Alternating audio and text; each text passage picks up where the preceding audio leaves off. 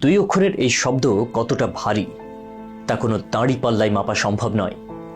বাবা এমন একজন মানুষ যিনি সব সময় হেরে যান, হেরে গিয়েও যাদের আফসোস থাকে না তারাই হলেন বাবা।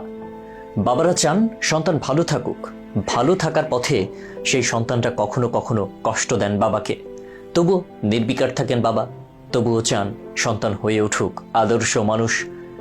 মেয়েরা প্রায়ই মায়ের শাড়ি পরে ফেসবুকে ছবি দেয়, শাড়ি পরে ঘুরতে যায়, কিন্তু কখনো কোনো ছেলেদের দেখেছেন বাবার জামা পরে ছবি তুলতে?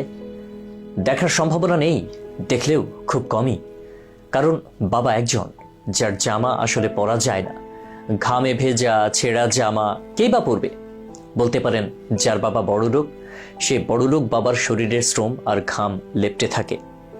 কিছুদিন আগে একটা বিষয় নিয়ে খুব চর্চা হতে দেখা যায়। দেশের আদালতে রায়ে হেরে গেলেন বাবা, 3 সন্তানের 3 জনকেই পেলেন মা।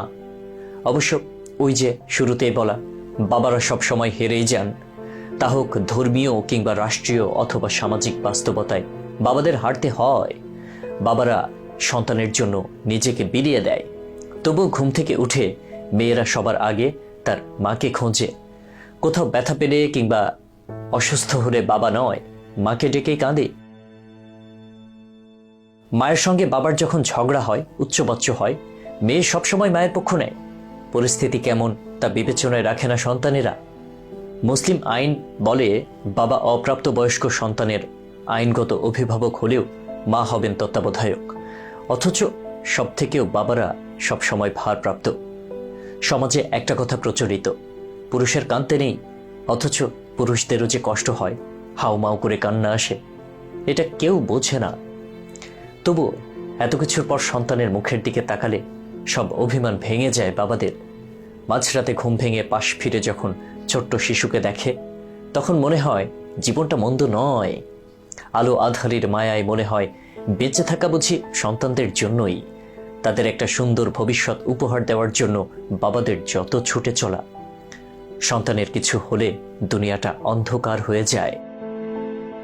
আমাদের সন্তানেরা ফোনের ওপাশ থেকে প্রথমে মায়ের কণ্ঠই আশা করে। ঘরোয়া আড্ডাতে মায়ের থাকে মধ্যমণি, বাবার সঙ্গে কথা বলতে ইতস্তত বোধ করে সন্তান। বাবার সঙ্গে তো গল্প করা যায় না। বাবা মানে প্রত্যাশা, বাবা মানে চাহিদা পূরণের হাতিয়ার, বাবা মানে গাধার মতো খেটে যাব, বাবা মানে যাবতীয় স্বাদ আহ্লাদ পূরণ করতে হবে। কিন্তু বাবারা সন্তানদের কাছে অধিকার খাটাতে পারবে না, তাদের কোনো ক্লান্তি ছুঁতে পারবে না। দুনিয়ার কোথাও কোনো স্বীকৃতি নেই বাবাদের, যেন এটাই তাদের নিয়তি। অথচ আমরা ভুলে যাই বাবারাও মানুষ। বাবা হওয়ার আগে, দায়িত্ব গ্রহণের আগে তারও নিজস্ব জীবন আছে, জগৎ আছে, একটু হাঁপ ছেড়ে বাঁচার অধিকার আছে। আমরা কেন যেন সেসব ভুলে যাই। হিমালয়ের মতো সুউচ্চ, সমুদ্রের মতো যে বাবা, তাদের জীবন পাহাড়েও যে ধস নামতে পারে, সমুদ্রে উথাল পাথাল হতে পারে, তা ভাবি না। আর না ভাবতে ভাবতে একদিন নীরবে বাবারা হারিয়েও যান। আমরা তখন মাথার উপরে ছায়া খুঁজি, ততক্ষণে সব শেষ। ছায়াহীন ক্লান্তি ঘিরে ধরে পরিত্রাণের আর উপায়ন্তর থাকে না। তাই সময় থাকতে বাবাদের ভালোবাসুন। তারা বেশি কিছু চায় না, সন্তানের সুখ আর তাদের সঙ্গে হাসি মুখে একটুখানি গল্প, এতে চাঙ্গা হয়ে যান তারা। উজাড় করে দেন নিজেকে দ্বিগুণ হাসি মুখে।